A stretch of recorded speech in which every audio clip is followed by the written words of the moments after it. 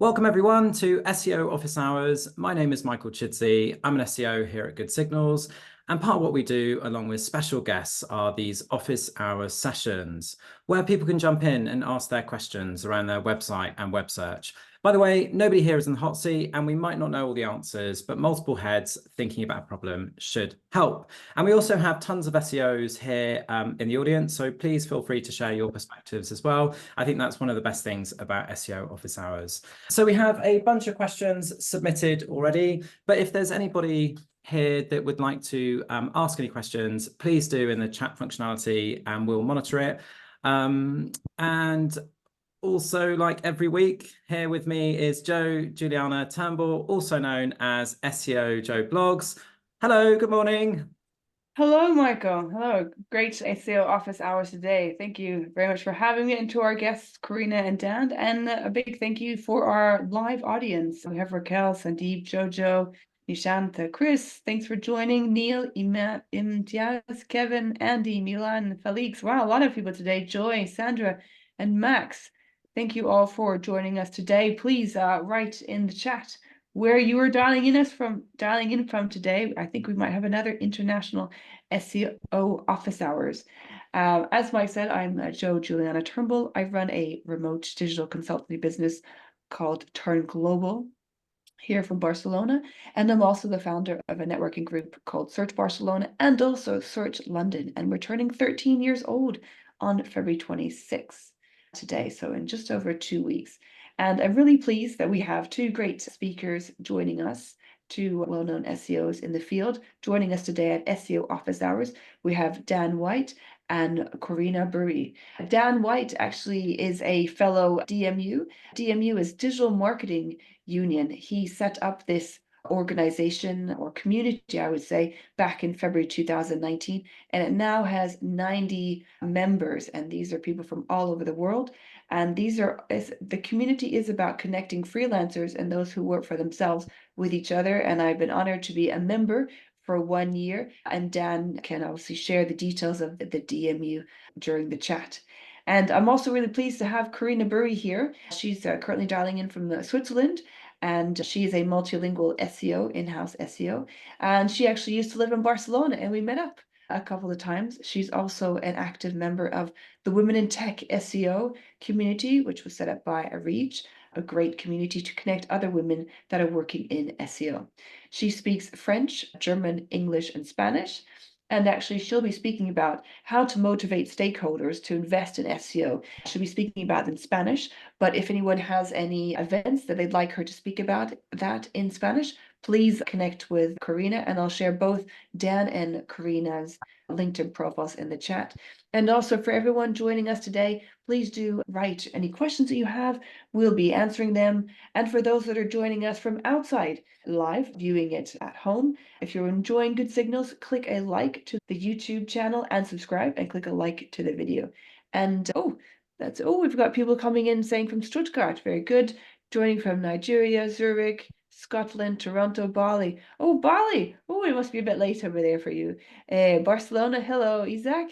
Danny from Zurich, Manila, Philippines as well. Thanks everyone for joining. It's great. And Serbia and Giovanna. Hello, Raquel. Great. So many people. Thanks. Okay, I'm going to pass over back to Mike because I spoke too much now. Great. Okay, let's crack on. So we're going to start with a regular first question, which is basically, what are you most excited about at the moment in terms of SEO? Corina, how do you fancy kicking off? Yeah, sure. So I am excited, but equally also super scared about SGE. So I'm not sure what's going to happen here. And also, I'm in Switzerland. It's not been rolled out in Switzerland. So I have a bit of FOMO of what's going to happen to the websites I manage, what's going to happen to my job. Will I lose my job? Will I be a AIO soon? So that's keeping me sometimes up, but every one of us. Oh, that's just stressed me out. Dan, what about yourself? What are you excited about at the moment?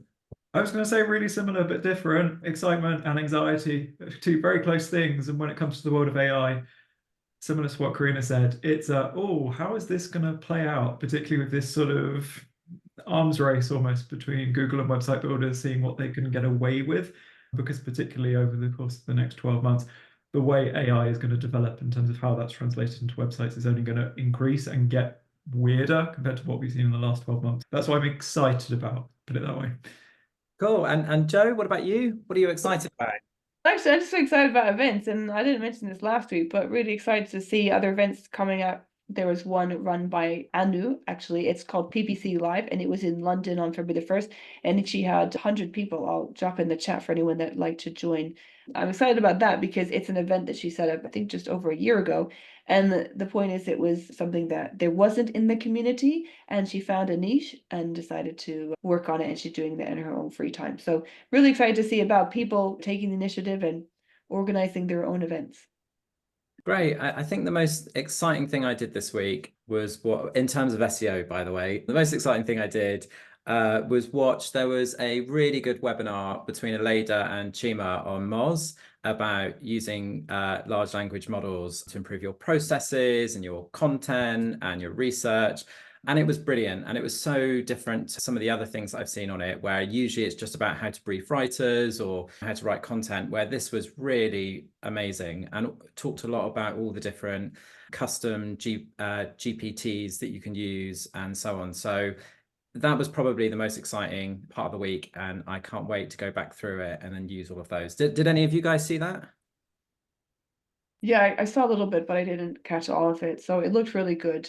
Yeah, it was awesome. Okay, so the first question, I thought we would carry on from last time because we had 30 seconds at the end of the last office hours to answer this question, and I felt like we didn't really do it justice. And we've actually got two questions that are quite similar, so I've put them together. The question is, if you have a web page that ranks for competitive keywords, and so I'm going to give examples this time. So let's say Valentine's Day ideas. And want to target similar phrases. So let's say Valentine's Day cards, Valentine's Day date ideas, ways to make Valentine's Day special, and then Valentine's gift ideas for him. So you want to rank similar phrases like that. Should you adapt the page and add new content, or would it be better to create a new page? And just before you jump on, just before anyone answers, the other question, which is very similar, which was, should we focus on updating existing website content or create new content? Who would like to kick off? Dan, how do you feel? Yeah, I'll go first. Great.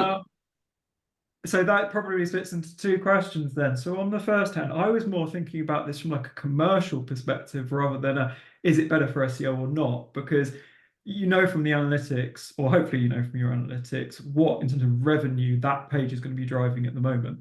So when you get to the choice of saying, okay, do I adapt the content? What is the trade-off and the risk by doing that if your rankings potentially drop in the meantime? Because given the structure of the question, it sounded like it's doing really well. So even if it was to drop a couple of positions, actually how much of a hit are you going to take in terms of traffic, and how much does that translate into conversions or indeed revenue when it comes to something like that?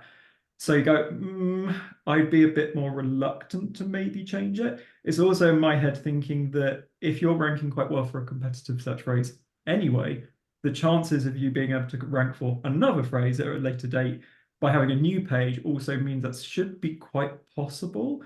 But basically, it all comes down to the finances of something like that. When it comes to the second part of the question as to should we update existing content or add new content? Again, it depends on what the site is looking like as a whole, because you may have this kind of iceberg effect of a couple of really good pages and then just hundreds and hundreds of really like weak pages, in which case my preference would be to start going through, deleting stuff, updating stuff, and kind of cleaning the website up before approaching anything new. But that really just comes down to what your website is looking as a whole, I think, before you just go one decision or the other as to whether you should add more or edit existing content. Great. Corina, have you got anything to add to that one? Yeah, I think for the first question, it really depends how close the keywords are, if they're like close synonyms. I think you were mentioning Valentine gifts or Valentine ideas. And if you want to rank for Valentine inspiration, then maybe you can do it on the same page, but for Valentine gift cards, Valentine gifts for her, for him, I would create another page in order to have like bigger opportunity to rank for it as well. I think as there are very competitive phrases, I would create multiple pages to have bigger opportunity to rank. And for the second question, if you should optimize or create new stuff, it depends. But normally normally I do both. I do like 70-30% rule, like 30% optimizing old content and 70% investing time in creating new stuff. Yeah. If you have things to say, if you don't have anything to say, if you're like, yeah, then optimize. But yeah. Great. Joe, do you have anything to add? I just want to say both great answers from Dan and Corina. I was just looking in the chat. Jojo was just saying it depends on search intent. E.g., if you have an informational page about Valentine's Day ideas, people searching for Valentine's Day cards, they probably want a transactional page where they can browse and pay and buy a card. Like Corina said, I would actually assess what you currently have, and then you can make the modification. So the only thing I would actually add to that is look in your Google Search Console, what are you ranking for, or is there any cannibalization of content, and try and make sure that you are matching the user intent. So the whole informational intent for maybe a landing page, and when you want people to actually purchase it, make sure that you have that page structure to that, like the Valentine's card or the actual maybe chocolate gifts for him. And also, just Chris was saying, to add on to what everyone else has said, I think adding a section on the existing page linking to a branded page like Valentine's gift for him or her with focused intent. So that's quite a good one. So adding a section to an existing page. So thank you, Chris. Back to you, Mike. Yeah, I think one of the things Dan said around revenue and numbers, like we're less than a week away from Valentine's Day. If you're ranking really impressive, I probably wouldn't touch that right now. And one thing to also think about is creating a new page. You could actually end up I can't speak this morning, competing with yourself almost if you start going for some other terms. So I agree with everything everyone said. I think one of the other things is thinking about why you're ranking for that in the first place. And there might be a reason that you're not ranking for those similar terms. For example, if you don't sell cards, there's not much point in putting together a section on cards just so that you start ranking for a term that you don't actually service. So yeah, I would just think about what do we actually deserve to rank for here. And then the other thing is having a look to see what else is ranking for those other terms. And there might be some quick wins in terms of if you're looking at evolving your page. So maybe you do sell cards, but you don't rank for that part of the query, or you do sell, or you do have date ideas and stuff like that. So you could that would make sense to evolve it. But then if it's more long term, so obviously Valentine's Day is only a week away, but if it was something that's 6 months away or not necessarily time bound, I would potentially look at creating other content if the current page that ranks really well doesn't satisfy those terms, and it would be difficult for it to satisfy those terms. But yeah, just be really careful about competing with yourself and then diluting what you're doing. Joe, is there any other comments before we jump on to the next one? Yeah, thank you. Thanks everyone for always being so interactive in these chats. It's great. Toby was saying that I think SEO is all about patience. It takes time to rank. So accept that you're looking to make an immediate conversion or sale. So if you're trying to make an immediate conversion or sale, it may be best to create a new page. Yeah, we didn't really have any context for this, so I would say we don't know how long the person has, but I think you made a good point, Mike. Obviously, it's around the corner, Valentine's Day, so don't touch anything just yet. Maybe for next week, next year. Yeah, I used to have a boss that used to say that if something's working, don't touch anything. And I'd be like, but I want to do some more stuff. He'd be like, no, don't touch it, just leave it. I'd be like, okay. Okay, next question. And by the way, if I'm acting a little bit robotic, I had a bit of a cycling accident earlier on in the week. So if I'm seeming a bit odd, it's because of that. Okay, so next question. 2 SEO companies have presented proposals at completely different price points. We don't do that. Completely different price points. We're talking about the difference of thousands per month. Both impressive. Is SEO similar to wine, where the higher the cost implies the better the quality? Who would like to kick off? Joe, what about you? You happy to kick off on this one? I am, yes. So the thing with it, okay, don't use that word. It depends. But I would say, like, where are you getting the proposals from? Because, sorry, when I was working in a large agency, yeah, the day rate was very high. It depends, of course, on which agency you're at, but if you have a larger one, then they may have larger overheads, or you may be paying for a senior person to work on the account, whereas maybe in some other proposals you have a junior. Or maybe when we come to freelancers are just as good as agencies. We're a lot more focused. I did enjoy my time at agencies, big ones, but we do have different overheads. And I would say with freelancers, you can just go right down to the point, and you can, of course, or for small businesses, you can go right down to the point, and you may be able to be more specific, whereas maybe in some of the larger agencies, maybe they add a lot of extra things to it, and you can choose to say yes to it, or you can choose to ask them to refine it. I think it's a difficult one, but I found with experience of working for a small agency and a large one, and for myself, you have to be a bit more maybe conscious of budget for the smaller companies, and you focus on the things that you can change, then not ones that are the nice to haves. Great.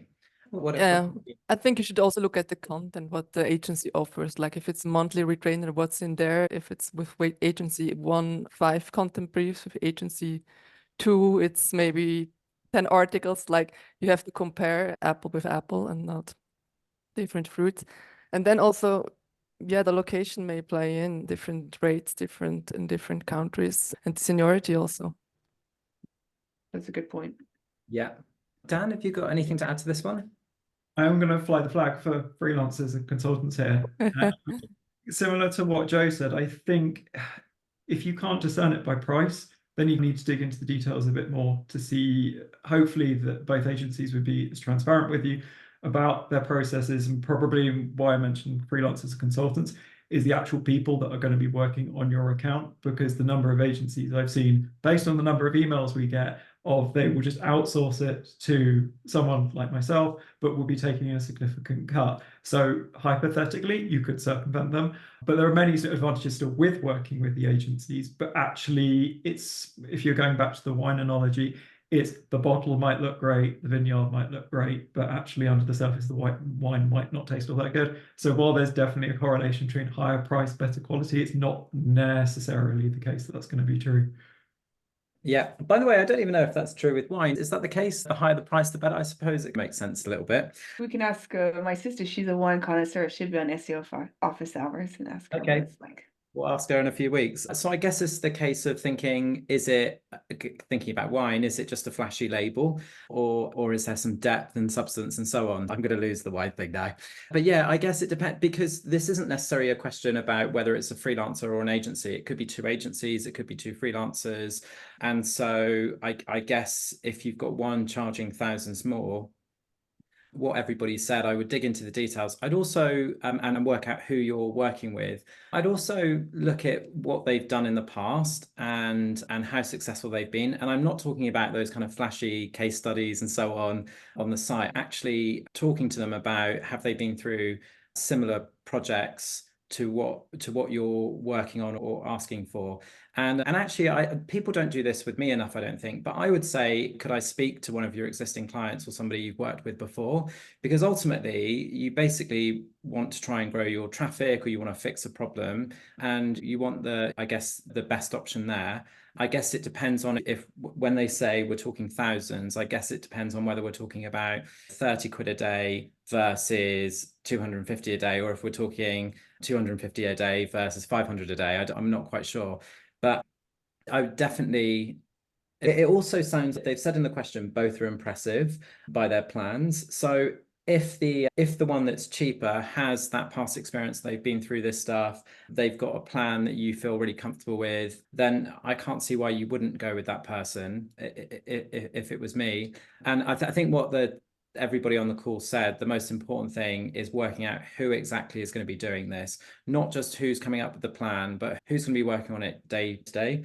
One area that I think is really important on this, not to cut costs, is something like link building, because I think you basically want to try and earn links, come up with these kind of creative campaigns and so on. What you don't want to do is somebody sending out really dodgy emails en masse and then you ending up with links that you're not proud of, or you wouldn't share on social and that kind of stuff. So I think that's probably an area that I would be really careful of in terms of cutting costs. But yeah, in terms of the sort of technical side of things, like years and years ago when I was in-house, we worked with Distilled, and I worked directly with Paddy Mugan and then Tom Anthony, and they cost way more than other agencies, but honestly, they were so worth it. So I think it does really depend. It was an hour with somebody like Tom, for example, or 2 hours with Tom is worth a day or a day and a half with some others, if I'm honest. And we had him on office hours about 5-6 weeks ago, and you probably got that from that hour. Yeah, that would be my feedback. Anybody else have anything else to add? Well, actually, we have a lot of interaction in the chat, so let me go and read some of this. So thanks everyone again for being so interactive. So Chris was saying, yeah, dig into their proposal, as we've been mentioning. He's on the higher end of prices, but he takes on a maximum of 2 clients because he puts everything into that campaign. There are some agencies that may take up to 15 clients per person, as in the account executive is working on it, and they just highlight some quick wins. And we also have one from Tony, like industry experience also matters when picking those between those 2 companies. Felix was saying that higher priced SEO agencies may come from agencies with more experience and expertise, like what you were saying, Mike. These agencies might have a track record of delivering results for their clients and may offer more comprehensive strategies to our specific needs. The price difference could be due to variations in the scope of services, so that's why we need to dig into the detail. It's also important, Sandra's saying, that transparency, get a report for what they've done per month, or sometimes it might be unclear. Chris is also saying if they help properly define your business and using clear metrics of success, then that's good. Then they have actually thought properly about what you need and want. They're not just giving you vanity metrics. Lots of things. Milan's talking about agencies that are focusing on one niche may be better than the ones that have a general focus. So this is the one about diving down into one specific niche versus being a general marketer. Monty's saying the difference between price agencies charge their clients and the salary they pay their staff. Well, to pay their staff for freelancers, yes, it can be quite different. So perhaps it's someone else is saying, Toby is saying about experience in the niche matters a lot. Another thing I would say, because I've worked for agencies, small and large, sometimes with the larger agencies, they have a bigger team, and so they also may have a better buying power. So they may have other resources that they might deal with. Oh, they have the paid search team, so they can work with them more easily, or they already have done a research study on what the client is asking, whereas maybe in smaller agencies they don't have that. So I really do think, yeah, digging into the detail for the proposal. But yeah, I work for a smaller company now, so I'm always more in favor of speaking to the actual individual and seeing who is going to be working on my account, and if you have a good rapport with that person, then I would actually take that proposal. Oh, yeah.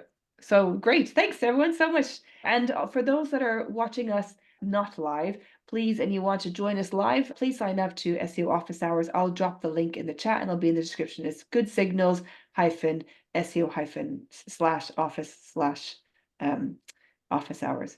I'll just write in the chat. Good job, Joe. Does anybody else have anything to add on that question, or should we go to the next one? Okay, cool. Oh, just on the experience, actually, the other thing is, depending on what you need, if it's a website migration, or if, for instance, you've seen a bit of a drop in website traffic, I probably would make sure you get the best person for that. Don't go for the cheapest option if it's not the best option, because that's so important.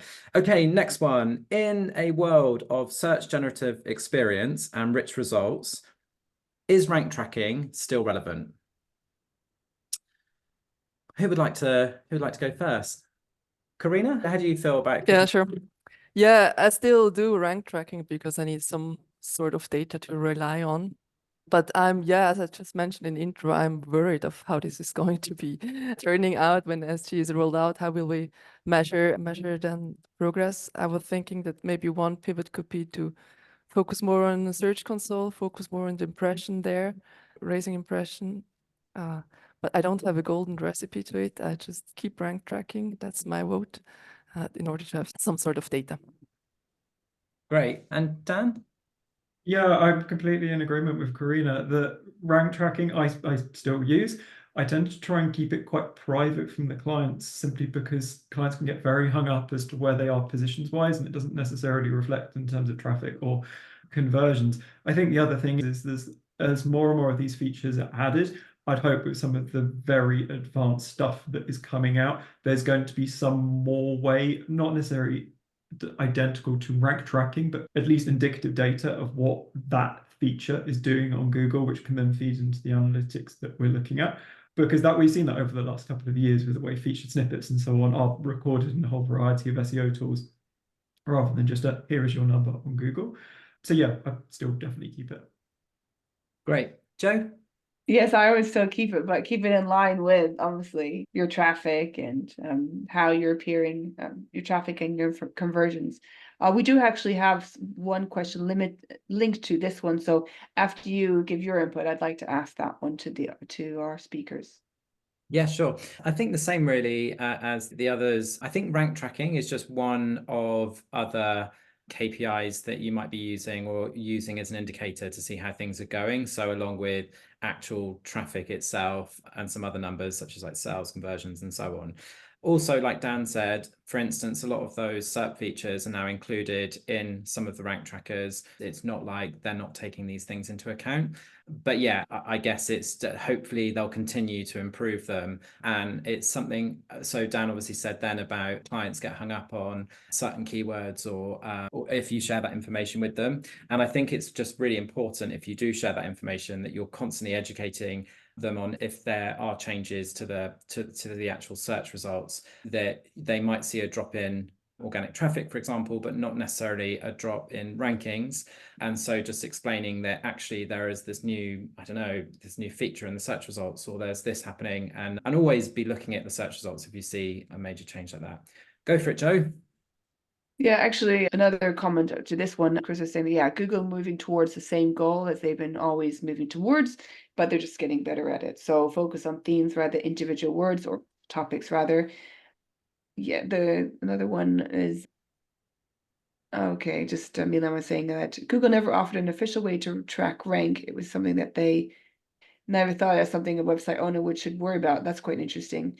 But actually, another question though is actually back to the SGE. Do you think that focusing on an author's EAT is going to be a good protection against SGE? What would you think, Corina? Yeah, I think it helps. Especially it will also help you in branding, and understand that branding is important in SGE. So yeah, keep doing it. Yeah, it seems to be that could be some sort of protection, because I'm a little bit worried about SGE, but obviously if you have expertise, authority, trust, and experience, that would help you to set apart from the others. Dan, do you have any comments about that SGE? Do you think focusing on authors' EAT is going to be a good protection against SGE? I think it's definitely going to play a part. And like Corina said, you wouldn't want to not have it anyway. So you build it in as part of your wider SEO strategy. I think in addition to it, though, this is where it starts to get into quite grey territory because of how little we know about it. The focus I try to have a bit more at the moment is more on kind of brand recognition rather than author recognition. Because if we're talking long term as well, the number of people in terms of authors that can move jobs and so on can change. So the emphasis from where I'm working at the moment is to make sure that the brand, in terms of like good PR and number of positive citations across other websites and so on, is also really in place, almost over the author element of it. But as I say, this is so sort of new territory for me at the moment. I'd rather keep it than not, is probably the diplomatic answer. Thank you.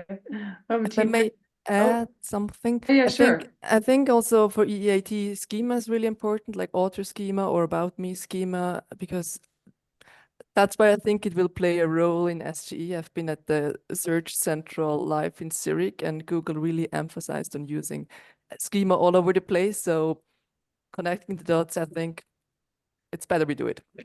Yeah. I listened to 2 podcasts this week that I think are really helpful to whoever's asked this question, especially around the EAT. So Wix did a really good podcast on schema. And I listened to Lily Ray being interviewed by Joy from Sterling Sky on EAT. It was more from looking at the impact of forums like Reddit and so on doing so well. but they in particular focused on the experience part. And I definitely think it's worth watching that. They were so good, both of those. Yeah, that was it this week? Yes, in the last week. Okay, I'll share the link in the chat. Just one other comment, sorry, on this. Thanks everyone, so much interaction here. Sorry if I pronounced it wrong. Miso was saying that while traditional ranked ranking focused solely on a website position in the SERPs, SGE and rich results introduce additional layers of complexity. Rank tracking remains relevant, for several reasons, like visibility assessment, because businesses still do need to know where they stand anyway in the SERPs, where they're positioned with rich snippets or feature snippets.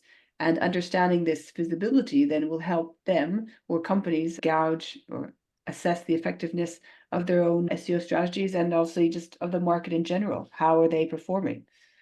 So thank you. Lots of great advice and tips from everyone. Great. So we are over halfway and we're almost halfway through the questions. So doing a little bit better than we usually do, I think, considering there have been extra ones in the chat. Okay. Does the reduction of Google's starter guide by 53% suggest a preference for conciseness over comprehensiveness?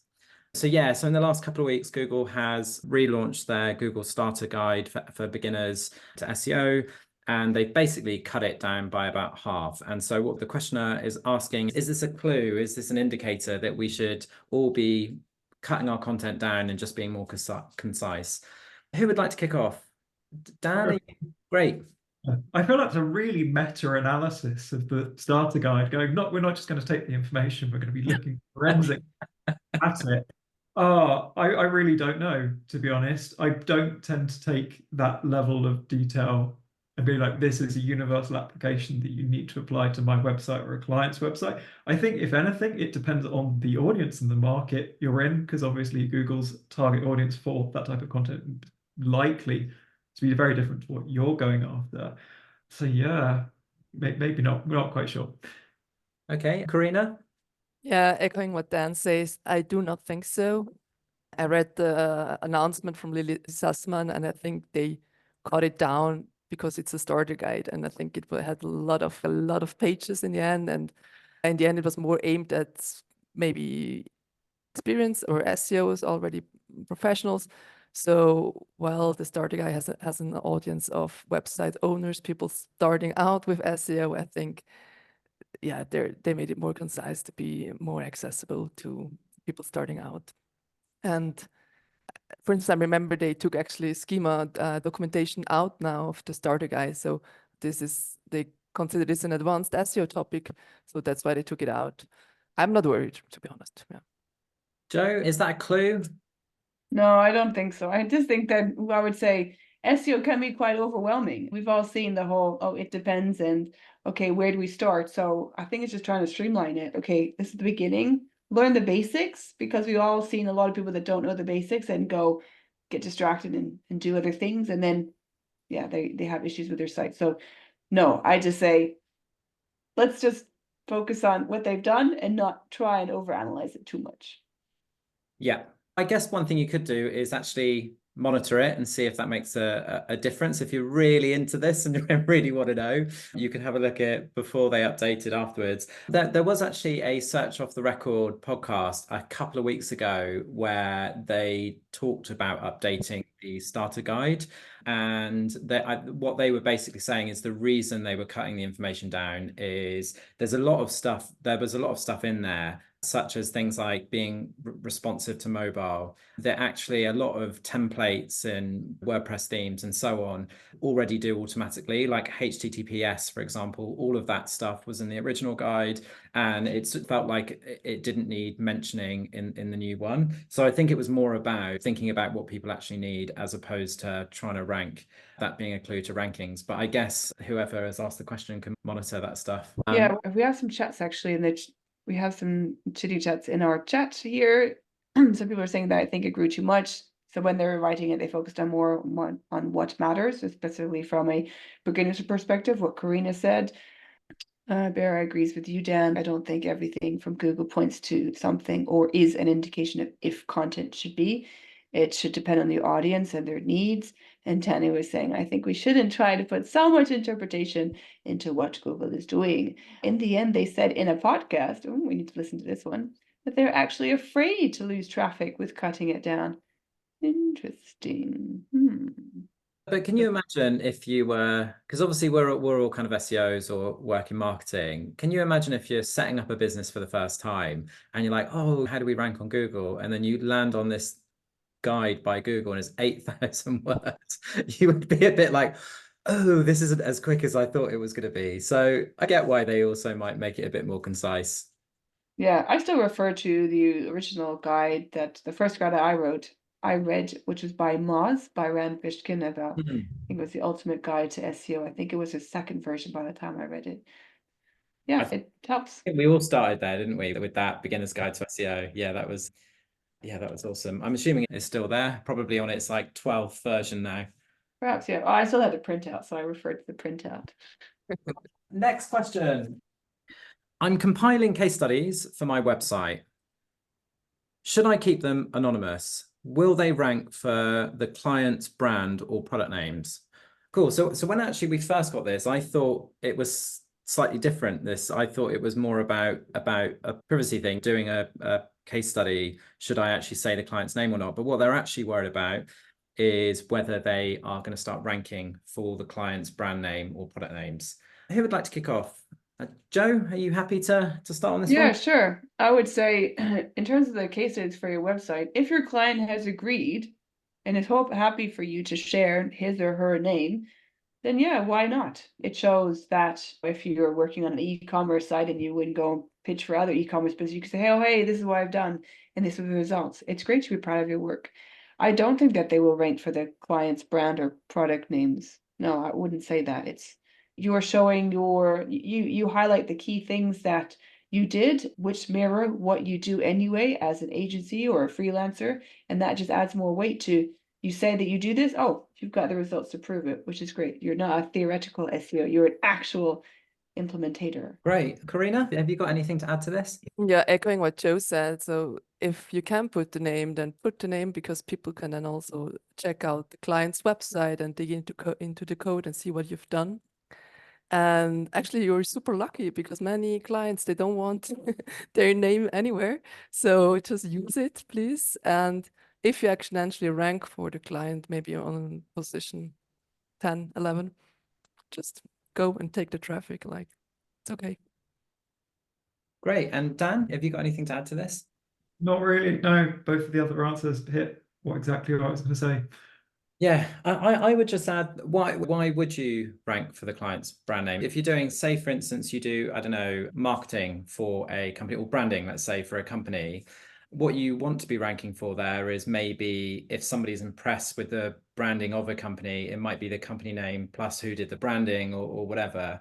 But to me, it wouldn't really make sense that the case study, by mentioning the client, unless they've got a tiny website and they don't have very much PR or other websites talking about them. I would be quite surprised if you rank for just the brand name on its own. And if you do, there are ways around that. So you can just keep an eye on Search Console and you can remove them. You can remove how much you actually mention the brand and so on. But yeah, if I was you, I'd almost think the opposite. I'd be thinking, how do I optimize this? So if somebody wants to know about this particular clients, who did their logo or who did their brand, and you want to rank for that. But yeah, you don't want to rank for, say, McDonald's if but like I said, it wouldn't make sense because you don't sell what they do. So you shouldn't really rank for it. And if not, that you've either optimized for the wrong terms or something's gone wrong there. To me, that wouldn't make sense that you rank for them. Anything in the chat? Just a few more in the chat, really. Just, actually, a couple of people were saying that if you mention the client's name website, give them a backlink. Also, it's a great natural linking opportunity from Chris, and it shows trust by removing the curtain. Also, people was talking about, yeah, maybe sometimes there might be a few issues with NDAs. Yeah, that's great if you can share. Other times you can't. Yeah, other people are saying that, yeah, Google's crawler will understand that your article is a case study, so you will not rank for that. And yeah, search engines are getting good at understanding the context. Yeah, some great chats. Thanks, everyone. Thanks, Milan, Chris, Montse, Imtiaz. Yeah, loads of stuff here. Thank you. Great. Next question. In Google Search Console, Why might a URL be discovered but not indexed? I think we've had this question before, actually. But yeah, so when sometimes if you inspect a URL from your website in Search Console, it might show that actually it's been crawled or it's been discovered, but Google's decided not to include it in the index. Who would like to kick off? Dan, are you okay with this, starting with this one? Yeah, no, that's fine. I've got a perfect example for you as well, because Great. it's my website. This happened to me a couple of years ago. Oh. So I moved from a .co.uk to .com domain name and re-platformed it at the same time. And for about 3 months afterwards, all my service pages were still just like crawled and discovered, but not indexed. And it was really painful to start to dig into it. And I think, assuming the technical SEO element is all on point in one way, shape, or form, I think, and this is quite anecdotal, it either comes down to the content quality of the page in question, because I was looking at these pages and was like, yeah, they're fine, surely. They're just service pages. And I sat down with another SEO, which I'm sure many people know, called Adam Jen. We've just worked on it together. And when you compared it to the actual sort of official Google guidelines as to does this page tick these boxes, actually it doesn't. I went back, fleshed out with a lot of Q&As about the different services I offer, and that seemed to be the thing that did it, because a couple of weeks later, after updating it, it came online officially and was indexed. I think the other area more widely, if you are really comfortable with the fact that the quality of the page is as good as you can possibly make it, more comes back down to links, both internal links from other pages, because it could be potentially orphaned, but potentially quite isolated from the rest of the website, and more widely, what external links are coming into your website from other websites. Because, holding my hands up, the backlink profile of my website is not great. So I think this is also playing a part of it, because particularly when I've worked with brand new websites, brand new fresh domains, even if you've got good quality content, the time it can take for Google to, first of all, crawl the website, but let alone index it, always seems to be a lot higher and that bit more difficult compared to an established domain name in terms of doing it. From my perspective, it's content quality one, and then taking it a step back, it's looking at the various links around the site pointing to that page. Amazing. Corina, do you have anything to add to that? Brilliant explanation. The only thing I would check are canonicals. Is it a canonicalized version and therefore not indexed? But assuming that's in place, then probably it's content. Fantastic. And Joe? No, I think I really liked your example, Dan. That was great. I've noticed this happen a little bit more in the last sort of couple of years, and I think it's mainly what, in my experience, is mainly what Dan was talking about in terms of the quality. And I think it's since the rise of things like ChatGPT and so on, it's where people have been doing sort of AI content that actually isn't really providing much value and so on. That's what I've noticed when I've seen that. But all of those other things as well are really brilliant. Is there anything in the chat, Joe? No, just some people saying not finding as many issues as of this week with indexation. Someone has a chat about indexing in Bing, but I think we can't really answer that question yet. Perhaps you can submit that for next SEO office hours, because it might be a longer question. So we're in the final 10 minutes. 10 minutes. So I hope everyone's enjoying it. If you're liking this and you're not watching live, click a like and subscribe to the Good Signals YouTube channel. Yeah, that would be really nice. Thank you. Okay, potentially the last question. We'll see how we do. I've been struggling with outreach emails despite reading extensively on the topic. What's working for you? Any tips or suggestions to improve my open rates or my response rates? That's me not being able to read my own writing. Who would like to kick off? Joe, how do you fancy? Yeah, totally. Yeah, so I've done some outreach. I am not a digital PR by any means, but I do a lot of research around sites that I or my clients would like to be part of, and I do then message those sites about it. And I would say it's a lot of it's in the subject line. So this one said, any tips or suggested increase response rates? So I would say you need, Chris has also just said clear, relevant subject lines. So really catchy subject lines. If you're trying to reach out to anyone, not even a journalist, who have loads of stories to write about, people get loads of emails. So make sure that it's catchy. Another thing is make sure that site is relevant to where you want to be linking to. And also I would say outside of outreach, try and connect with those people on a different platform. If you see them more active on Twitter, connect with them, or on LinkedIn, and see what they're writing about if you want to have feature on their website, whether that is a journalist or it is actually a company site. So you can actually know what they're writing about, and then you can adjust sometimes your subject matter for that. And the third thing is, don't give up, because sometimes I've sent 3 emails and then there's a third one that they reply to. But again, know when to stop. If it's 4 or 5, you're like, okay, this person has nothing else to do with their time than to send that person emails. No. 3, I would say 3 is maximum, my opinion. Great. Dan or Corina, do you have anything to add to that? I've got a blog post recommendation, which I read this years ago. If you Google, it's something like Tim Ferriss's How to Email Busy People. There's a really good post with a template as to basically put this, and it basically says, I know you're very busy, but really quickly insert your request and then just go away. And I've used that as a framework before for just general comms of trying to get in front of people I want to get in front of. That does seem to have worked disproportionately well.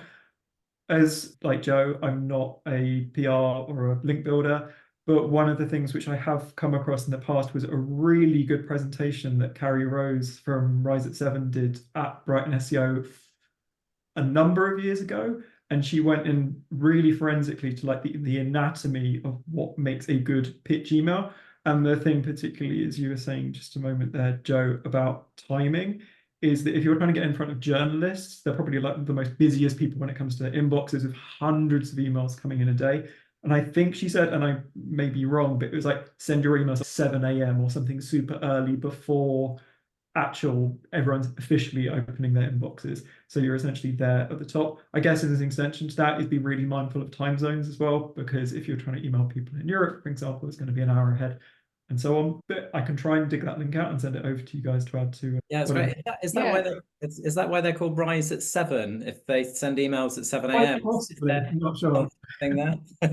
I've just shared something in the chat. I don't know if that's the correct one, Dan. I saw that, Tim Ferriss. That's a very good point about the timing. Sorry, back to you. That's okay. Corina, do you have anything to add to that?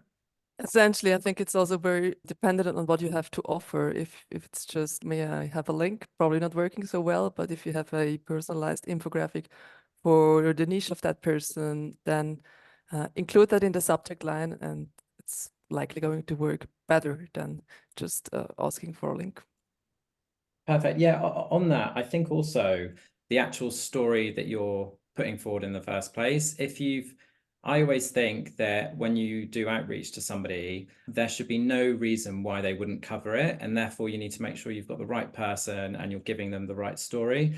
I also think, ideally, you're not a stranger approaching somebody. So rather than out of the blue that they've never heard of, hopefully, if you work, for instance, in the wedding industry, that you're in communication, for example, with people at Brides or Wedding Ideas or one of the other magazines. And actually, you already asked them what their feature lists are and what they're working on, so that when you're sending them something, you're sending them, hopefully it's sending it to them at the right time.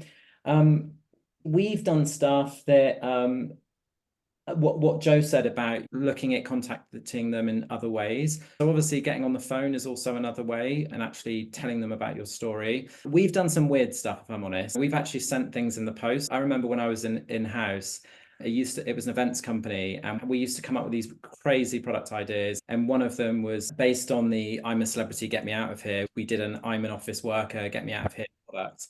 And we sent edible creepy crawlies in the post to a load of journalists about it, for example. And we worked on another project called Bear With Me on this, the Naked Sledding World Championships in Germany. We founded Team GB for it, and that was a big kind of digital PR link building campaign. And so we sent tons of journalists Union Jack thongs in the post, because I thought that would really stand out. And we were saying, is there somebody in your town that could come and represent us with these? That, by the way, it's just this big event in Germany that's always in the weird news. But actually, my point is trying to bring your story to life in some way. And yeah, I think getting, not just thinking the email from a stranger, trying to think a little bit outside and just making sure the story's right. Have we got anything in the chat about that stuff, Joe? Just another couple of points, really. The tone and how to direct an email or any communications. The tone of the email. how direct the email is that can play a role in the open rate, and explaining the value for them by adding the link that cuts through the noise. So maybe also keeping the email short. So what I've done as well with other people is kept a very short email, and I've had they can link to a Google Doc. Chris has said that as well. Also relevant subject lines, and Milano was also saying make sure you follow up. So yeah, some good tips there. I think what Corina was saying as well, just about trying to give them something exclusive. So Corina, you mentioned the infographic, but I would basically think about your entire story and almost chop it up in different ways. And therefore you can give different publications, different kind of exclusives. So you might have like behind the scenes video, and then you might have an infographic to another, and then it might be some exclusive photos of whatever you're doing, or it might be the plan or whatever it is, but based on what the publication likes, there might be some data behind it or something like that. Cool. Write a joke in the email. I like that from Milan. So we've got 4 minutes left. We'll at least make a start on this one. Okay, so what are your thoughts on content clusters such as hub and spoke or pillar clusters for websites? Have you implemented these strategies before? And what has been your experience with them? Quite a big question for only a couple of minutes, but we can make a start. Would anybody like to kick off? I'll go for it. Dan, go for it. Does it work in my experience? Yes. Have I done it before? Yes, it's the default approach that I've taken to any of the content marketing activities. I've done it for myself, I've done it for clients.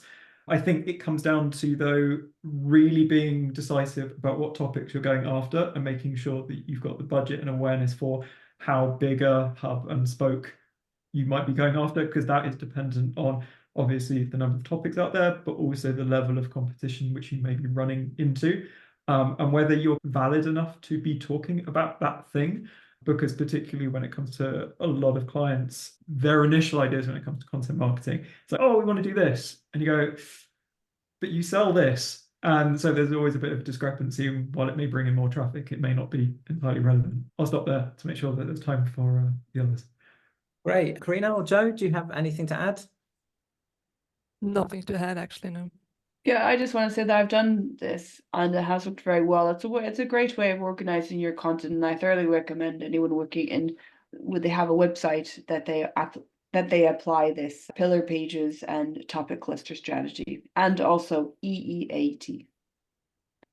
I always reading interviews and things with Derek Flansreich from, he set up greatest.com and then Neswell, and he says that his teams basically plan out their content a bit like Walt Disney plans out Disneyland, and they basically always have that big piece that brings people in, a bit like the Princess Castle, and then they have all of the other content around it supporting it, like a Disneyland, where so they would just own a subject. So for example, with Greatest, which was a health and wellness website, it might be healthy eating for one, that would bring people in, and then they'd have tons of recipes, and they'd have what to keep in the fridge and all of that kind of stuff.